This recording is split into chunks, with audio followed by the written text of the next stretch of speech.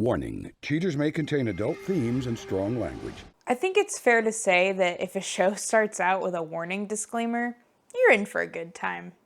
Cheaters was a syndicated reality show that apparently aired for 21 years. Oh my god, I would have sworn it was just a few seasons max, but this show just ended a couple years ago. Wow. As I'm sure some in my audience can relate to, I was mostly aware of Cheaters just from watching The Soup on the E! Network. So meaty. The premise of Cheaters is this. Person suspects their significant other of cheating on them and hires whoever this guy is to catch them in the act. It's exploitative, it's ridiculous, it's largely staged, but it fills the soul with cheap entertainment at someone else's expense, and that's pretty much the point of my channel, isn't it? Today's episode of Cheaters follows a woman named Tanya who suspects her husband Jason of, well, cheating on her.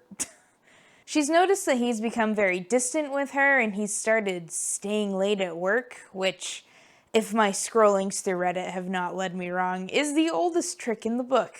The final straw for Tanya was Jason coming home smelling like another woman's perfume, so she decided to contact the show.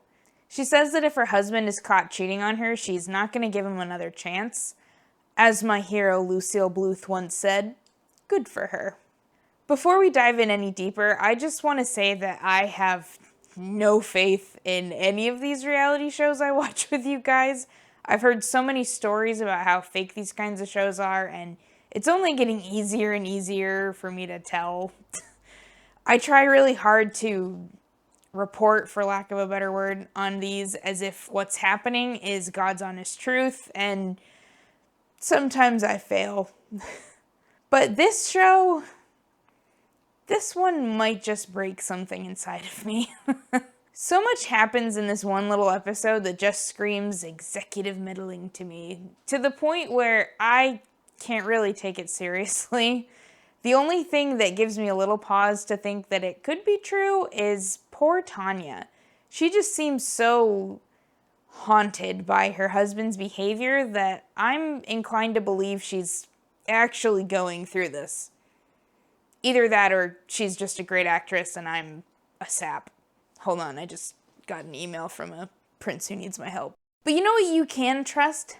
Me. To snark on old reality and game shows every Saturday. Be sure to like, comment, and subscribe so you don't miss out. Going forward, I'm going to make the grand assumption that everything that happened in this episode is real, just so we're all on the same page. On day 3 of the investigation, the surveillance team catches a glimpse of Jason, and man, do they show off that glorious bald spot on the back of his head. Jason is seen approaching a house where he stays for a few hours. Once he's done doing whatever he's doing, I don't really want to know, Jason speeds off home. And we're told that the surveillance team doesn't chase after him because it would be a safety hazard. Very, very wholesome of you, TV's cheaters. On day 7, the surveillance team spots Jason leaving work and driving to the same house as before. After a very short time, suspect Jones, appearing quite dejected, hoofs it back to his silver sedan and departs the vicinity. The next night, Jason drives to a local bar where he starts talking to a new woman. He puts on all the Jason charm until the girl's boyfriend approaches him and he gets tossed out of the bar. With that last attempt at a conquest failing, Jason goes back to the first woman's house, whom the show refers to as his companion.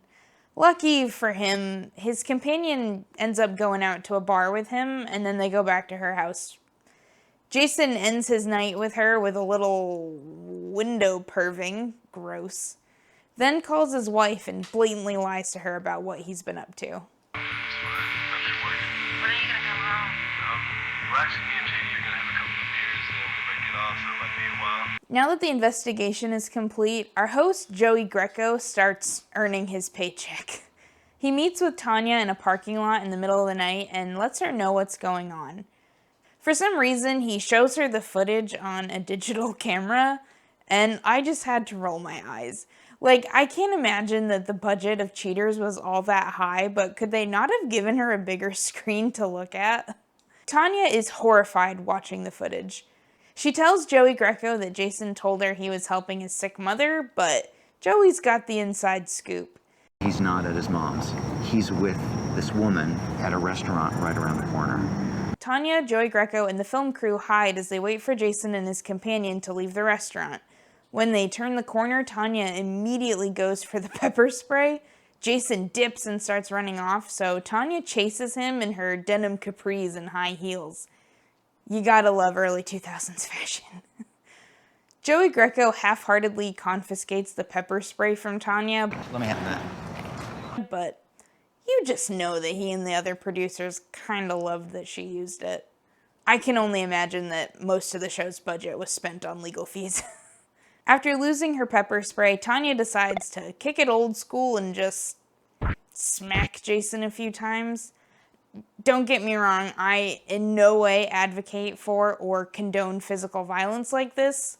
I don't think it's okay that she did either of those things, but do I understand why she did them? A little bit. Joey Greco then asks Jason what he's doing, and he has the best possible answer. What I'm doing, I just got sprayed in the face. So did I. It's not a lie, so good on you, cheating husband. As Tanya reels from seeing Jason out and about with his companion, Jason keeps going on about how she maced him. Can you just have a conversation with her? Not when I get sprayed in the face with mace, man. Okay, well, do you blame her? Yeah, I blame her for that. Joey Greco brings up their wedding vows, and Jason tells everyone that those vows are over with. I did make vows to her. Is this like forsaking all others? I did make vows to her. Is that forsaking all others? Those vows are over with, man. Those vows are over with. Oh, you just didn't tell her about it. I'm sorry. You Those forgot vows to are tell over her. with. He also pulls out the old... I can't take this kind of abuse, man. that's I not- can't take the that's- kind of abuse. Not getting any sexual abuse? relationship for a long time. card to justify his cheating, which is so... And then he keeps bringing up that Tanya maced him, like that's gonna make everyone side with him. Look what I gotta put up with. Look what I gotta put up with, man. Joey's companion is then shown the footage on that tiny little camera screen, and she's rightfully horrified that he was watching her change through the window. That's Jason. You with everything. That's my house. That's your house. Does that look like Jason? Yeah, that's And my does- bedroom. and who does What that look is like? that? Jason tries to defend himself by saying he's a man and he likes to look at women, as if that's gonna make him look any better. I'm sorry. I just wanted to see what I was getting involved with. What can I say? I like to look at women. Man. You're a man. I like to look at women. That's a stud. Yeah, I am a man. I like to look at women. Okay, I have to admit that this is really where it starts getting hard to pretend like everything that's been happening is true to life and there's been no meddling from the producers involved. I put up with the surveillance videos. I decided to believe the phone call.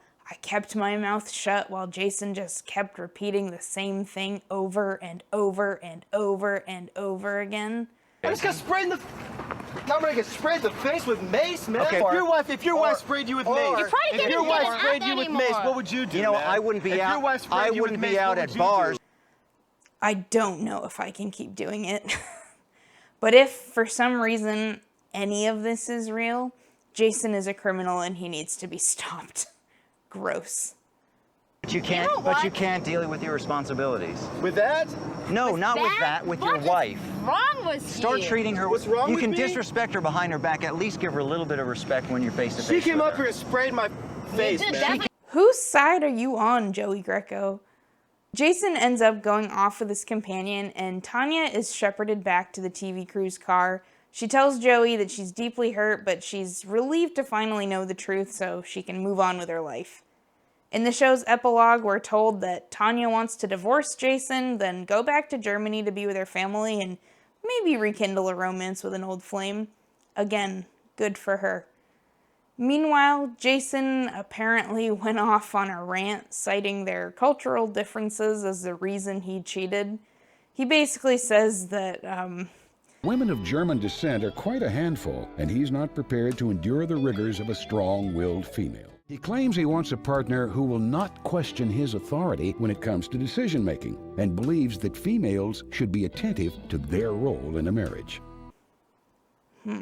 That husband from my Moment of Truth video is starting to look a lot better. So anyway, that was Cheaters, a show that somehow, someway lasted for 21 years. I still can't believe that.